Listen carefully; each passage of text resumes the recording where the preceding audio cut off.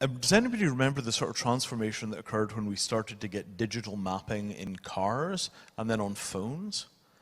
Right? You get that. I mean, I remember 20 years ago, right? There'd be like somebody would invite you to a party in like some weird corridor of London, and you would carry a physical A to Z, and you'd be guessing about bus routes to get there.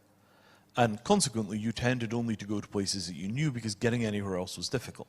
Then came the maps, then came Uber, and now at this point, you know, as long as you know roughly how far away some place is, generally speaking, you never wonder about where it is. The robots know that for you. So what I'm going to be talking about is a transformation like that and at that kind of scale for our relationship with physical goods, right? You know, the microphone clicker, the shoe, the bicycle, the car, the house. Really, really deep into the fabric, what happens when we start using computers to assist our ability to own and use physical matter as a category. So, has anybody seen these videos of the places in Africa where the container loads of used clothes wind up after they've fallen out the back end of the charity shops? And about half of it is just winding up in these enormous, gigantic hills of clothing.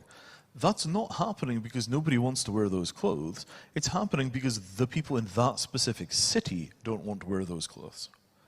Right? You put those clothes in the places where people do want them, they will go, they will be used. Very little in this world is so broken that nobody wants it, given how much poverty there is. What we have is a routing problem, and for this we need an ontology of things, and we need an ontology of needs, and we need some way of matching.